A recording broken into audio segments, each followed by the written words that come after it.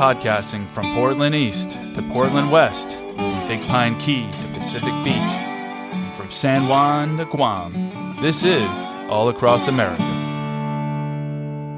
There we go. So Micah, Blessing, thanks for being on the show. Thanks for having us. This is the first podcast you've been on, so get out of here! Oh wow! Well, it's an honor, and it's one of my favorite things to do. People that are new to podcasting, and that's what it's all about for me, is meeting new folks, and particularly folks new to podcasting. So y'all have spent this season as fire lookouts in northern Idaho in a national forest. Yeah, it was very fun. I have a little bit of a background in firefighting here in Oregon, which we kind of consider home, and so. This last summer, a friend of mine actually who I know from here but was from Idaho sent me this job, and I was like, wait, fire lookouts are still a thing? I didn't know that, because here all the fire lookout towers aren't used anymore. They just have cameras up there, and then they have a person in an office who watches them and finds fires. So he sent me this listing, and he's like, oh, they're looking for a fire lookout and you can do it. And I'm like, wait, like the people who just sit up in a tower? And he's like, yeah. So we got it and we lived out there. Technically, I had the job, but we both were there, and 3 dogs, and they just ran around in the woods. So at the time, we only had 2 of the dogs, and we got the third there. But we really, that's the perfect place to have dogs. Yeah. So on the top of a mountain. It is indeed. Yeah, they had a good time. And so, how long is the season? How long were you up there for? So it's usually anywhere from like 3 to 5 months. Fire seasons really depend on, what area of the country, and then also on the year. So we got up there July 1st, and we were there until September 31st, end of September. We could have stayed longer at first, but we ended up leaving earlier, which was a good thing, because with the whole government shutdown, that would have kicked us out anyways. So. Wow. Okay. Yep.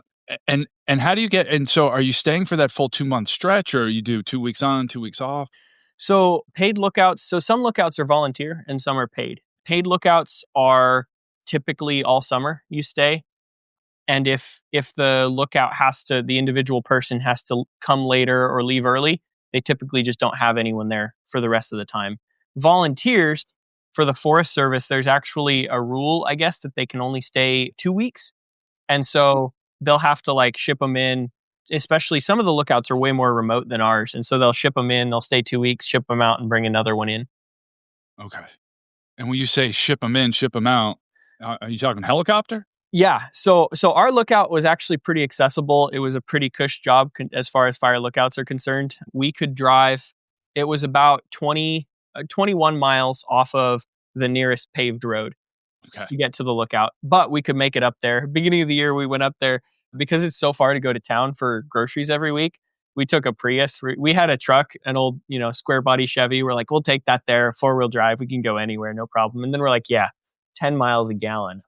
Wow. That's $90 to get groceries every week. So, wow. So we ended up taking a Prius, and we're like, if we have to hike the last mile, we might have to. But the road was actually good enough. It was one of the better roads to the lookouts, and we were able to get it up there. It was a little rough on the car. Don't think that's why it blew up halfway through the season, but yeah, we'll see. But a lot of lookouts are a lot harder to access. Some of them you have to hike 10 miles in, sometimes even further. Yeah, there's sometimes. A few that are a lot further, and they had to take 2 days just to hike there. Mm-hmm. Other ones are helicopters. And then I know a few, once they hike in, all their food is brought in either by helicopter, or there's someone with a pack of mules that brings all their groceries in. Yep. Wow. And is this specific to the national forest, the state of Idaho? Because you said in Oregon it wasn't quite this way. It was automated. There are some lookouts in Oregon, just not in the area in Douglas County where we've been. And so there used to be a bunch of lookouts. The Forest Service was formed back in, right around 1910 after the big blow up, which was this fire that just swept across the whole Northwest and burned through millions of acres. And that was right around the time of FDR. And so they were getting the national parks and the Forest Service and all that formed. And after that fire, they said, hey, we need an organized and coordinated way to fight forest fires, because this is a big deal. And so that's kind of when firefighting became a thing. And shortly after that, they set up firefighting as one of the main priorities of the U.S. Forest Service. So that's for all the federal land. And then for private land, you have Bureau of Land Management also owns a lot of land around the US. And they have their own firefighting resources in a lot of places, but they're still federal. And then separate from that, there's private land, which is typically under the jurisdiction of state firefighting. And so that varies by state how that's done. So you typically have three main branches of firefighting in the US. Wow. Okay. And you were with the National Forest Service. Okay. Yeah. So was the job posted online? Like, how do you actually go about, for anybody interested in doing what you're doing? Yeah, pretty much I believe almost all of the government jobs, the U.S. federal government jobs in general, are on usajobs.gov. That's the one. That is the site. That is the big other website site of all sites. Yeah. Definitely all of the Forest Service jobs. Now, there's a lot of jobs you can't get entry level. A lot of them you have to be a U.S. government worker or with the military for a certain number of years before you can apply. Right. But they're still listed there. But yeah, you can go through and see entry level jobs, and all the Forest Service firefighting and lookout jobs and other are on there. And there may also be other fire lookout jobs for state or other resources. I'm not very aware of those. But yeah, we worked for the Forest Service. I applied there, and there was an opening, and they hired us. So yeah, with lookouts, oftentimes you don't always get the job because whoever was last at the lookout gets first dibs. Mm-hmm. And so you only really get that job if that person decides they don't want to go there next year. Yep. Gotcha. And I presume you don't have much choice on where you're going?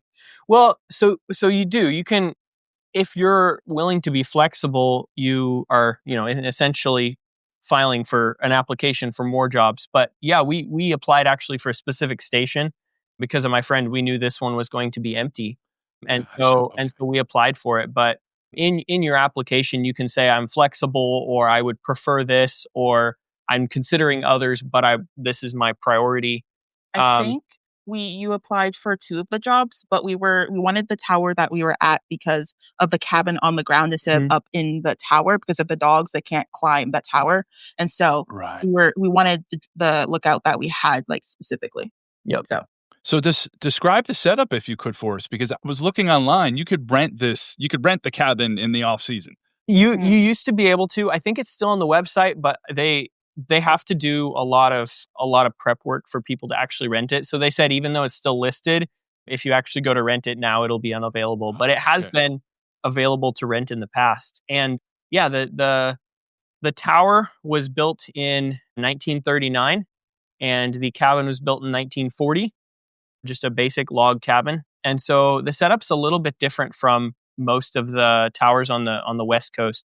I think there's some similar ones in the Appalachians, but it's, I think, tower number 4 made by, it says Citadel Tower number 4 on it. I don't know if that's the company or the model or what, but the tower is a steel, industrial America steel frame tower that's 100 feet tall to the floor of the cabin. And then the cab is actually just a 7 foot by 7 foot square and 10 feet tall. Wow. So you're talking basically the size of a bathroom. Yes. Yeah. Yes. A small bathroom. 100 on stilts, on steel stilts, 100 feet into the air. Yep. The base of the tower is probably 30 feet wide, but once it slopes up. By the time you get to the cab, it's only 7 feet. So yeah, it's pretty tight in there, and you got a big table with a firefinder in the middle. So when the windows are open, they tilt in, so they're like right around head level. So when I'm walking around the firefinder in the center, I had to be really careful not to hit my head on those things because there's not much space. Wow. And then the door is a trap door in the floor that you get in. So yeah, a lot of fire lookout towers are shorter, but because of the way this mountain was, it was a little flat on top, and with the trees, unless you got more than 80, 90 feet up in the air, you couldn't see very much. So they had to build this 100-foot tower, but they didn't want to build a 100-foot tower with a full live-in cab on top like a lot of the lookouts are.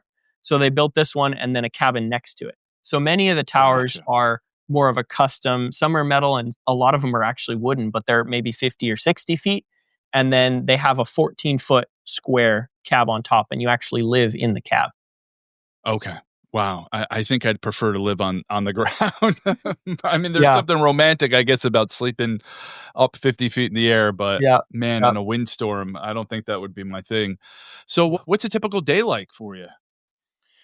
So for us, typical day, they throughout the year the times change very slightly, but they just had me work the same hours as the local firefighting resources for the Forest Service worked. Okay. So we would typically start at 8:30 in the morning.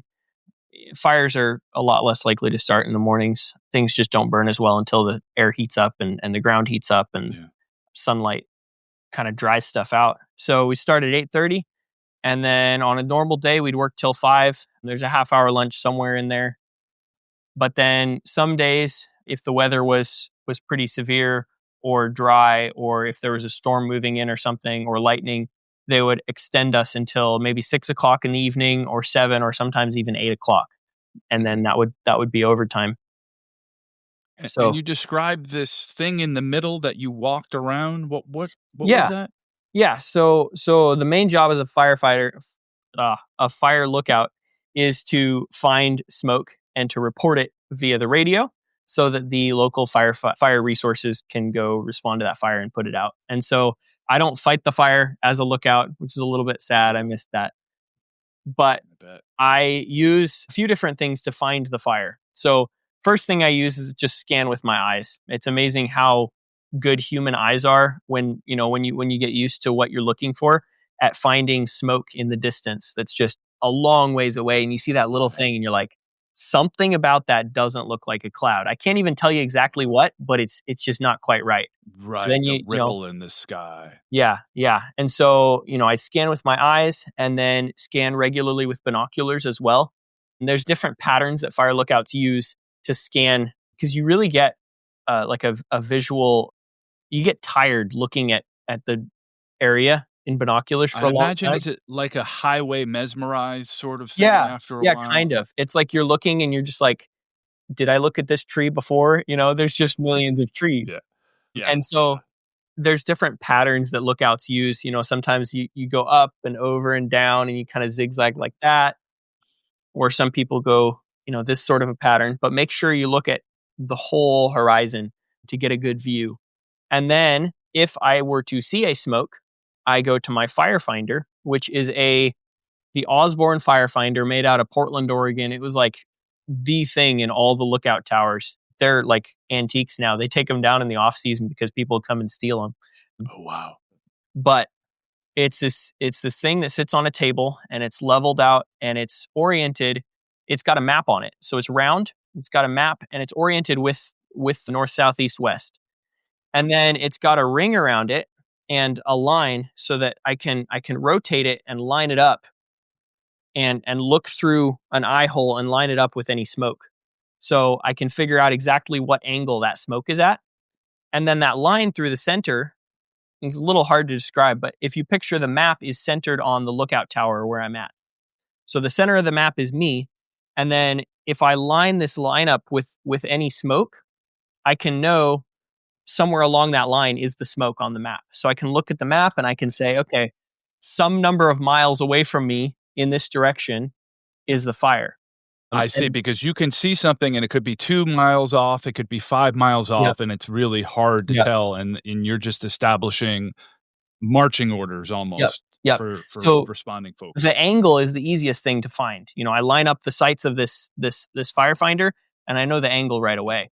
The question is, how far away is it? And so to do that, it's a lot more difficult. People have suggested rangefinders and stuff. I don't know that those work well on smoke. And sometimes, the smoke is coming from behind a ridge or something. So there's two main ways that we can figure out the distance of a fire. The ideal way is I call another lookout and say, hey, can you see this? And there are a few lookouts kind of on the horizon. And if they can see it too, then we can triangulate, right? Because if we know my point and the angle for me to the fire, and we know their point and their angle to the fire, you wherever those lines cross, that's where the fire is. So that's pretty exact. Just like our human eyes, kind of use triangulation basically to figure out in three-dimensional space where things are. But sometimes it's in a place that another lookout can't see, or our days off are staggered. So there's always, a lookout that can look over an area, but maybe The lookout over that way is off today. It's one of their 2 days off or 1 day off per week. And so if it's just me, I look at a topographical map, try to, recognize the ridges on the map and try to figure out where it is. And then my goal is just to describe the location with coordinates accurately enough that the firefighters can go find it. So I'm not going to be like spot on, but most of the time, as long as those firefighters go the right road and they get close, they'll be able to see it. Wow. And how many different fire towers are there in your area that you're interacting with on a regular basis? So I only interacted with 2 of them. There was one pretty much straight north of us, about 15 miles away that I could just see on the horizon. And then there was another one kind of southeast of us, about 12, 13 miles away. And I talked to them a few times on the radio. But there were a lot more that I would hear. We would do check-ins. Dispatch would check in on us twice a day, make sure we're up, awake, working and all, and our radios are working. And there were a decent number more that I could hear being checked in on. 1 or 2 of them were volunteer, and then the rest of them were paid lookouts. So I could hear things going on, but those were the only 2 I actually communicated with. And everything is done by radio and describe. Okay, so you see a column of smoke or smoke of some sort. You are able to, as best you can, establish where it is. Mm-hmm. What's the next step from there? So I actually, to make things simpler, I basically have a paper that outlines my smoke report on the radio with a whole bunch of blanks. So that way I know, I'll fill it out ahead of time with a pencil just so that I know what I'm doing, because you try to keep your radio traffic. You have one main channel for a whole bunch of different people. And so you want to keep your radio traffic brief and concise so that everyone knows what's going on, but so that you're not taking up everyone's time. So you kind of outline. I wish everybody communicated like fire tower lookouts. Yeah, that would be nice, especially in group chats. Yeah.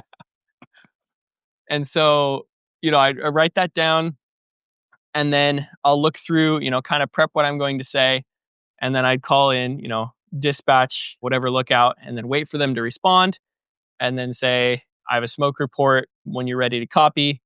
Wait for them to be ready to copy, and then go ahead with my report. So I'd say the location, I'll give the wind reading, because that's another job that I have as a fire lookout, is to take weather readings and tell an approximate, size of the fire, which can be really hard to judge, but you kind of get an estimate from the size of the column. Sometimes I'll give my RH, the humidity in the air actually makes a huge difference on how quickly fires grow. I bet. And so give that, and then any other pertinent information about the fire that I can tell. Sometimes I can tell it's on a really steep slope. A north-facing versus a south-facing slope can make a big difference for the winds. But then also, if it's, in the afternoon, slopes will have sunlight versus in the shade. That'll make a difference. And then I'll try to give the coordinates, but then also the nearest landmark on the map that I can find, just to give a second way to reference it. Right, it's next to Elk Summit or Bugle Point or something. I don't know. Right. Could you give us a sample?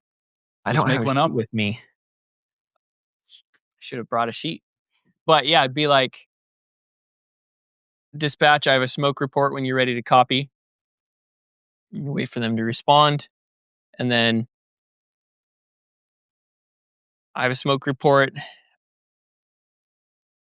Township 47 North, range 6 West, section 14 Northwest of the Northwest. Give them a second for them to write that down. And then be aware, when I'm saying this, it's not just them writing it down. It's also every guy in every fire truck who's sitting there bored wants a fire, and he's pulled out his notebook and he's like, I got to get this down. Where is it? Maybe we're going to be sent to this, maybe not. And then smoke is approximately 1/4 of an acre. Slope moderate. Winds estimated 15 miles per hour from the northwest. RH of 17. And then they'll say, do you copy? And then if I were to, forget some stuff, which I'm sure I did in that, they would respond back and say, can I get the conditions or the whatever information they need, they'd ask me for. And so is there what happens from there, and is there any follow-up after a fire for them to give you like feedback like, hey, you were spot on, or this fire was way out of range? So as far as feedback, I would probably just hear other resource in the future. So once a truck actually arrives to the fire, they'll give an updated location of the fire, and so I can tell from that, oh, that's quite a ways from what I said. Okay. So I'll just listen and I'll just hear that on the radio. They don't get back to me with that. But as far as what happens after I send that smoke report in, the dispatch is an office, and the higher ups will decide what's going to happen with that fire, what the spread potential is, how dangerous it is. In national forests, if it's out in the middle of nowhere and it's a lightning fire and it's probably not going to do much and it's probably not going to burn over any roads, they might just let it go out, especially if they have a lot of stuff going on. So it depends what resources are at risk, if they know there are any homes out there, anything like that. But if they decide that people need to respond, or maybe they decide we need a better look at this from a helicopter, they could send a helicopter over there to look at it.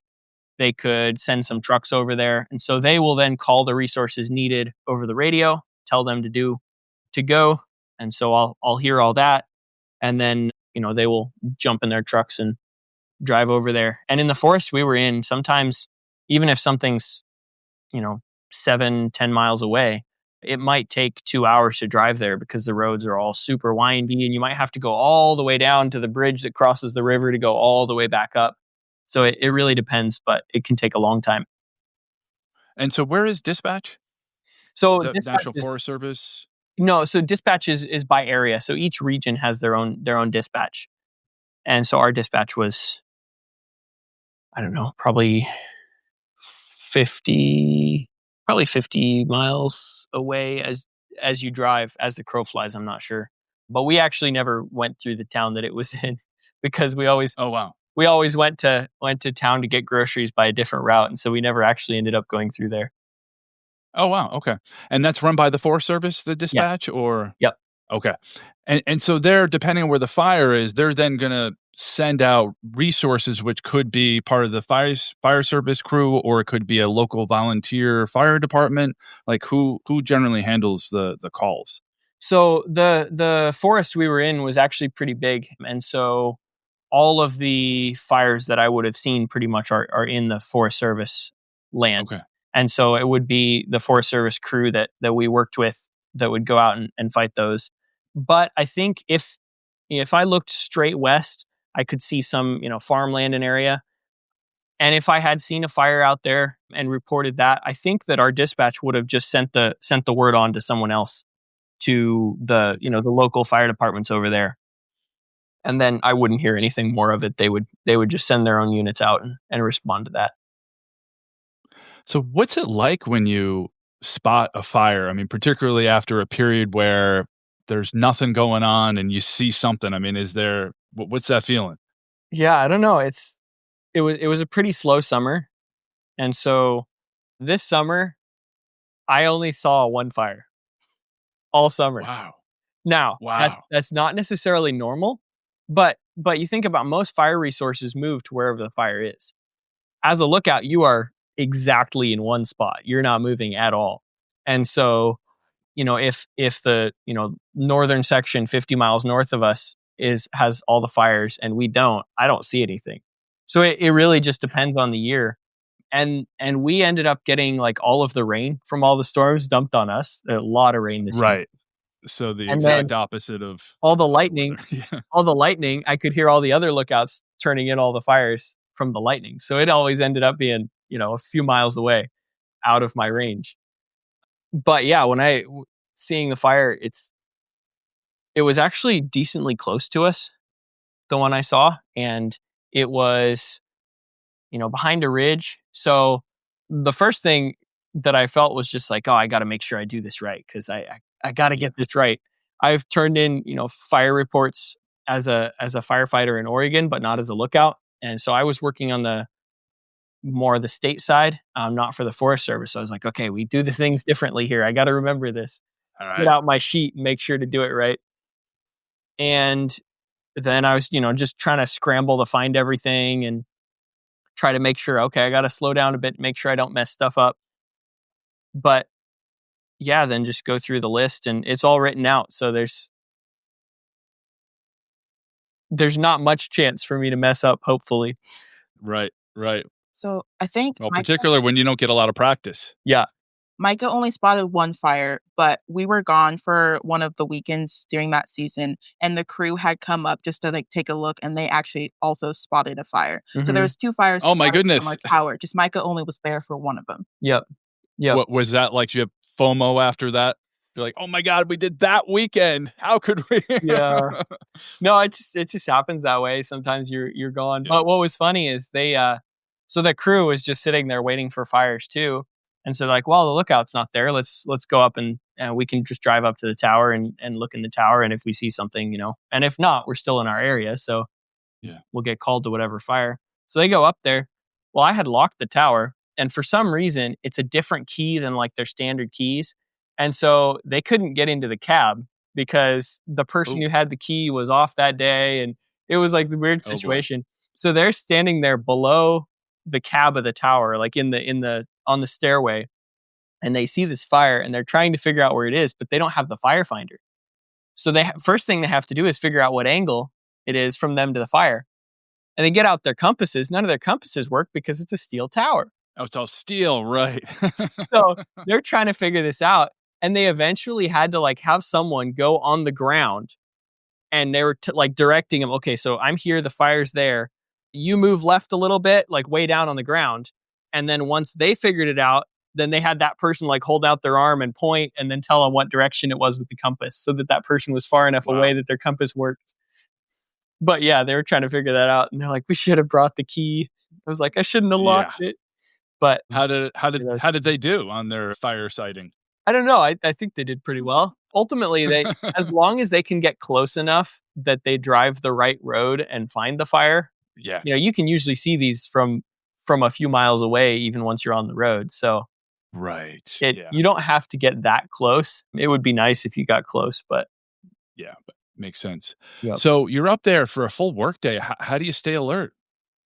So I just have to be up there, scan the horizon regularly. And that's one of the reasons there's a lot of lookouts prefer the live-in towers, is that you're in your house all day. So you read a book, clean, cook, whatever, look out, do your scan, read a bit more, scan again.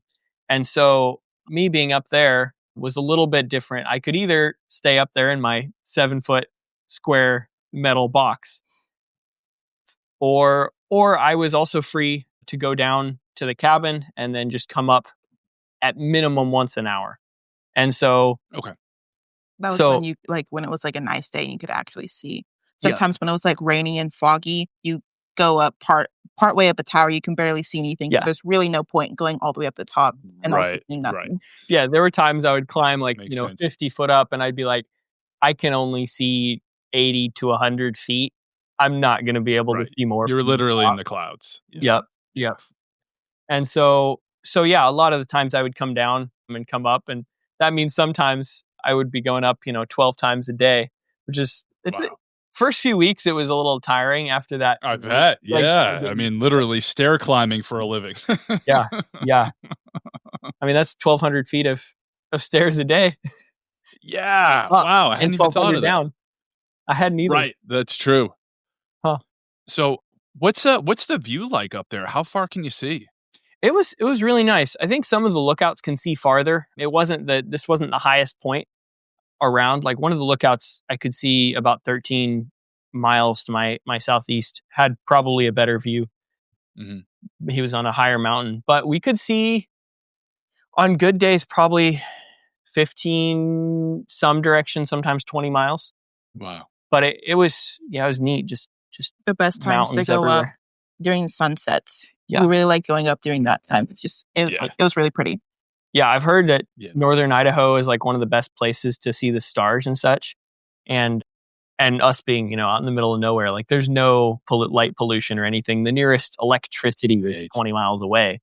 So it's like nobody has big spotlights when there's no electricity.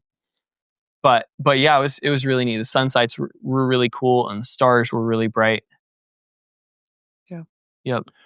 So, I mean, you're basically living 20 miles from the nearest human or at least inhabited place. It was amazing. Beautiful. She loved it. Yeah. Yeah. I mean, how could you not, in a way? Yep. Man. And a lot of like thunderstorms. What's it like with the weather? Yeah.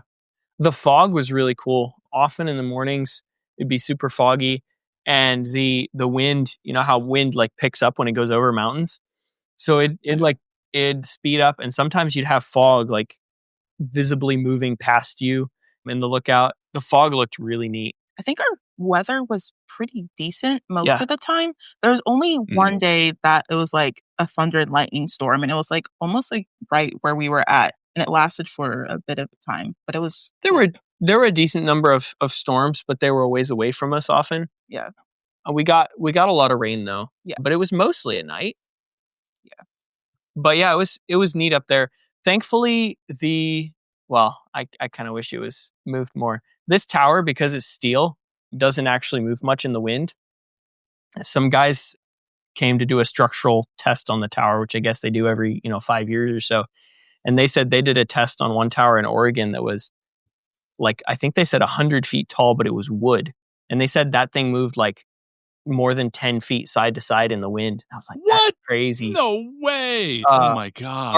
Ours did not do that. It's like you could feel when someone was walking up the stairs, but it didn't move much in the wind. Yeah. That's like being on a boat in the sky. You'd almost get like seasick in a storm. Oh my goodness. And that passed the test? Yeah. Yeah. It was really good, actually. They were surprised how straight it was. They said, when towers get older and not as strong, they'll start either like sitting kind of to one side, or they'll start like twisting. And so they got their surveying equipment out and looked at it from a distance and everything. And they said it was very, very straight, very nice. The only thing they said was not good is the tower is definitely not up to modern lightning protection codes. So they put a big old electrical hazard sign on it. I was like, electrical hazard? There's no lightning. Okay, that makes sense. Yeah, fair enough. But I mean, if you wanted to attract lightning, what would you do? Maybe put total 110-foot steel tower on top of a mountain. Pretty much. Yeah, I couldn't think of a better way. Theoretically, it's a Faraday cage, so I hopefully would be fine inside on my little insulated stool. But yeah, not want to test that one out. I would love to have tested it out. I don't want to test it out. Right. Yes. Great in the past. So other than going to the store, and how often would you go to the store? Like, how often would you go into town for supplies? Usually once a week. Yeah. But sometimes if we obviously didn't want to go in, we just shop for like being away for like 2 weeks and just like chill. But like, yeah. Yeah. Typically once a week. Yeah. We'd go to Montana because we enjoyed it a lot better than in Lewiston. Because Montana, there was like so much more to do, more parks for like the dogs and all that jazz. And we just enjoyed it better. Yeah. So it was about 4 hours away. Yeah. Oh, wow. So this is like a full day's trip when you're going to town. This isn't, Yeah, we'd often, so if Micah got off work like around 7 or something, we'd just leave that night and then go camping somewhere and then finish the trip early the next morning back to like the Montana area. Oh, wow. So yeah. So we did a lot of just car camping. So we just drive, 3.5 hours, and then we just like sleep on the side of the road in the car, and then next morning we'd wake up and drive the additional half hour, get there, do our shopping, and then if I had 2 days off that week, which most of the time I did, but sometimes with weather I was able to work one of them or two of them even. Yeah. We would hang out in Montana that day, sometimes camp that night, and drive back the next day even. So. Wow. And so when you were up there on the mountain, how often would you see people? At the beginning of the year, there was a lot more because obviously it's summer and so kids aren't in school. And that we just we had like a couple during the week, but on the weekends we'd have like a lot more like families coming up or like elderly people coming up because they're just like, I don't know, reminiscing about the old times and just like looking at the tower. Right. But as the year went on, there was a lot less. Yeah. But it was really nice, even though like we're in the middle of nowhere. With the dogs, we always knew when someone was coming because the road would like wrapped around like where our cabin was. So it was further back, and so you could hear them back there. And then like 10 minutes later, they would show up. So we'd have like a 10-minute warning if like someone was that's coming up. nice. Yeah, and the dogs would because dogs would go crazy. Yeah, they're kind of rolling up into your backyard. Yep. Yeah. And you haven't had visitors in days. That would be like that. It's nice to have that that heads up. Mm-hmm. Yeah, it was interesting how it feels being up there, because you said backyard. It's like, we come back from Montana. We're driving back. It's about 3 hours on the highway, and then we turn off the main highway and we go north 21 miles. But that 21 miles is it's a good gravel road, but it takes about an hour if you go 20 miles an hour. There's also and so it really felt like, I know we're an hour away from home, but this is just our driveway. Like, it felt like our backyard. And then I'm like, it is an hour more to get home. So it's like, it's a big backyard. And there's actually like two access points for the tower. There's like the main road, but I guess there's also like a back road that I don't know where it goes. We didn't think it was accessible because there's like a lot of brush, but there's a few times that visitors came from that road, and it was always surprising because we're like, oh, I don't even know where this road goes. But yeah. It was like a closed road, but I guess guys got through on their ATVs. Right. And did you guys feel like you were, I don't know, the caretakers of the forest? Like it was your mountain? Was there a special responsibility you had? A little bit. I mean, at least for me, honestly, I don't like being like with people. So when I was there, it was like really nice when people showed up. You're like, okay. But like, especially like the end of the year, there was like a hunting party at the end of the road. So it was like, oh, they're invading my space. But like, it's like, okay. They're invading my space because they're camped on my place. Yeah. Yeah. Your sense of distance has definitely changed. Yeah, for sure. But yeah, it did feel like that. It was funny. I mean, do you learn a little bit about just life in general in terms of, everybody's so glued to their phones, and here you are, it's just like a very different pace. It just requires a different set of skills for just, I don't know, pace, attention, silence, stealing. Definitely like not like it was like the amount of stress we didn't feel like less stressful being there, especially like having like to make decisions. Like when you're in town and you're like, oh, I want to go get this. Like town's only 5 minutes away, but like when you're out there, like you don't have the option if you want to go get that. Like there's freedom that comes with fewer choices because Yeah. you don't have to worry about making these decisions. 100%. I go up in the tower, it's like probably nobody's going to be here. Like I don't have to worry about like what I'm wearing, or often also at the beginning of our time there, we were on a carnivore diet. So we were eating super simple stuff too. So we didn't think about even like what to cook. It's just like, well, we have eggs, we have beef, we have cheese. Let's eat them. And in general, we really like living simply anyways. And so like we brought very minimal things. Like we just brought our cast iron pan and like just the right amount of dishes, like a plate for him, a plate for me. And it was just like very minimal, very simple. And it was just like very nice. Yeah. Yeah. Much fewer decisions makes things a lot nicer. Yeah. Oh yeah. The tyranny of choice, they call it. Yep. Yeah. Like, and then this is what we're having for dinner. Yep. And then at one point my boss actually came up later in the year and she's like, I bought a new set of dishes for the lookout. And so she got like a whole bunch of like stainless steel stuff. Cause I guess there were like from the 70s, like old plastic dishes and stuff that were in the lookout that we never pulled out. But she's like, I don't feel like anyone should be eating from plastic from the 70s. Feels like maybe a bad Probably idea. Not. So she bought this nice new set and we're like, okay. So we started using them. Before that, we'd had one bowl each, one fork, one spoon. And then we just had our one cast iron pan. And it was nice and simple. After she brought that up, we were using it, and then we're like, oh, now we got dirty dishes to do that end up being 2 or 3 bowls. Right. It's like, it was just nicer when we eat, and then I have to wash my dish before I eat my next meal. Yes. Or I just have to eat out of it. Especially like washing dishes, because we only had, there are 7-gallon jugs. Those are water, and we just like propped it up above the sink.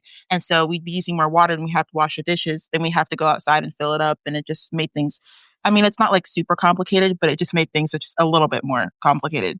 Yeah. We also found that, I don't know, I found that you start to recognize and appreciate things more when you put more effort into them. Like, you don't think about the fact that, you're blessed with electricity every time you turn a light on. Like, you just don't think about that. It's just you have light. Yeah. You also don't think about the cost of things because we're so separated from the cost of things that we don't recognize it, right? Oh, it just comes out of my bank account at the end of the month. And you also don't recognize the benefit of any money you make because it just, goes into the bank account. And so we don't have a good idea of really the cost and the benefit of these things.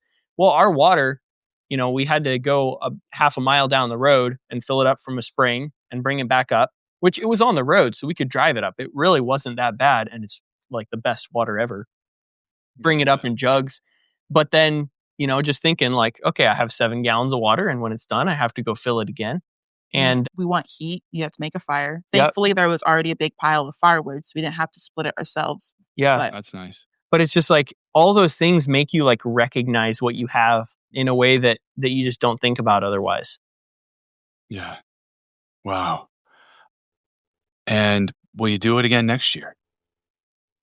We would love to do it again.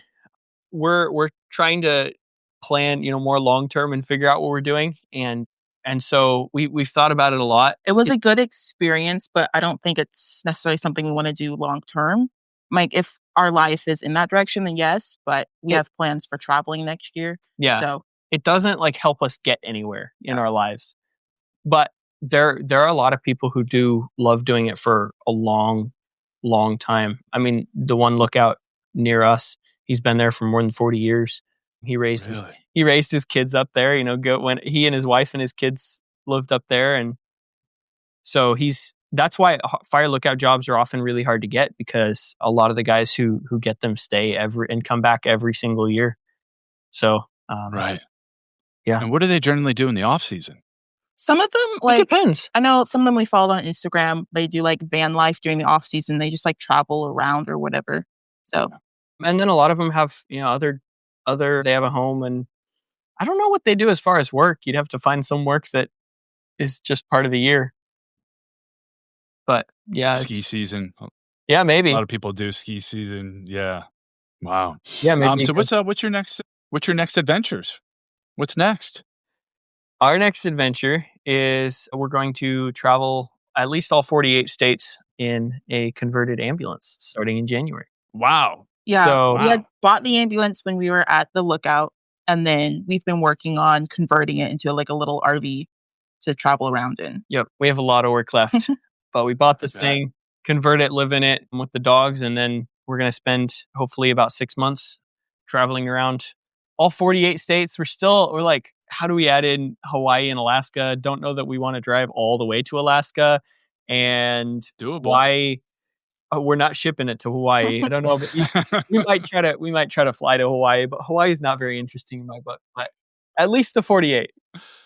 Yeah. Yeah. So what gave you the idea to use an ambulance? Well, originally we weren't thinking of an ambulance. Having lived in Egypt and overseas various places, there's a lot of really cool vehicles that aren't sold in the US. And Toyota, Nissan, Honda, they all make really neat vehicles that are sold other places. If you've seen the micro trucks, the Japanese K trucks, Yes. Yeah. those are like the smallest example, but there's a lot of them. And so we actually, I had loved these slightly bigger than that Japanese fire trucks that you can import and do stuff with. And they got, little engines, but they're manual, they're right-hand drive. A lot of them are 4-wheel drive. They can go anywhere and they're pretty efficient. And so we found one that we really liked in Idaho. And then it was like just above our price range. And it was just a little bit too small for 2 people and 3 large dogs. The bed was Right. 6 foot by 6 foot. And we're like, oh, we'll build a camper and stuff on it. And then we're like, 6 foot by 6 foot for 2 That's people and smaller than 3 the fire dogs. tower. Did it? Yeah. And Oof. Yeah, it would is. have been good for just, maybe just for like a short little trip, but not really something you could use like long term, which is what we were looking for. Mhm. And we were looking for a vehicle that stood out. So not like a Mercedes or like a Sprinter van, because everyone has one of those these days. And so we wanted something just like made people like look at it, be like, huh, that's interesting. So yeah. And we had in the past looked at ambulances before because like so much exterior storage and just like way more space. And there's a lot of things that are already in it that you just have to add a little bit more to make it livable. And so I was just like looking on Facebook Marketplace and I found this one in our price range in Spokane. And so we went up and looked at it and you're like, this is really good. It has low miles and it's affordable and a bunch of other things. And so, yeah. Yeah. So it's got the lockable storage. I think the back is 8 foot by 14 feet long. So a lot more space than the other one. And I can almost stand up in it. I'm trying to figure out maybe ways to get it, an inch higher. But it's also, it's built on like a dump truck chassis. It's got a really good engine that should last like 1 million miles. It's got a Detroit 466. And so it should be something that not only we can travel in this spring, but also hopefully live in long term. Because one thing we realized living in the cabin this summer is like we're pretty happy living with no electricity, no water. It would not be nice to have like a toilet and a shower, But other than that, like we could live in this long term. So that's what we're doing. Excellent. All right. And so you're headed off on that journey starting in January. Yep. Yeah. And how are you feeling about progress? Slow. Yeah. Progress is really slow. I'm trying to work. I have a friend here who's, does construction and builds solar arrays and such. And I'm working for him 4 days a week. Oh, that's and good. Then, so trying to like work and get money to work on converting it, but then also like have the time to get it done. The good thing It's a pain. is we're trying to get all like the things that we need to live in it done now, but there's some things that we can convert as we go. And so we're just trying to the bed, like the cooking place, maybe like the bathroom area fixed and like electricity and all that jazz. But we also plan on like as we go places, we can still convert it because we'll have everything we need. So Yep. We're fine with living with it pretty simply. So we're trying to make it from the beginning so that we can modify it later. That's one of our big things. Okay. Yeah, that makes a lot of sense. I mean, I guess you'll never know about traveling the 48 states in an ambulance until you've done it in an ambulance. There's no book for it. Yep. And like one of the things Mike and I enjoy doing, not just because like we're broke or whatever, but we like to do things like as nicely, but like cheaply as possible, just to like to show that other people that are also living like our lifestyle or like don't have enough money, like you can still do a lot of things just like on a smaller budget. Yeah. So, that's one of the reasons we started our Instagram account is trying to share like there's a lot of young people we know who feel like there's only two options. One, pull out a big mortgage on a house and be paying that debt off for the next 40 years and just kind of feel enslaved by it. And that's the responsible thing to do. Or the only other option is like go party and just be stupid and don't think about anything. And it's like, we don't want to do either of those things. So we're trying to figure out, some other path and show people that not you should do what we're doing, but you can do something like it. Or you whatever. you can do something else. So we are an example of a different alternative. Yeah. The debate coach I had on the podcast and will be up this week would have called that a false dilemma where you're presented with only two options. And in life, there's often more than just two. And it's awesome that you've taken a different path. Yeah. Also, another reason we're traveling is because eventually we'd like to settle down and get some property and all that jazz. But obviously property is like super expensive and like we're going to go in debt probably. And so we want to make sure if we do go in debt, that we find the place, like the right place to do that in. And so while we're traveling, we're also kind of going to be looking around to see like what states we might want to live in and all that jazz. So, All right. So scoping out the states and finding the spot. Yep. Well, how can people find out more about you all? Our Instagram and YouTube. Yeah. Our Instagram is probably the most up-to-date place. It's just the Schwepler life. Schwepler is SHWEPLER. Very hard to pronounce. But yeah, and then we're also going to be starting to post our conversion of our ambulance on our YouTube, which is the same thing as our Instagram. Yep. All right. Yeah. Excellent. All right. Well, looking forward to following along on your amazing adventures, Micah and Blessing. It's been a pleasure having you on the show. Sounds good. Well, thank you. It was fun.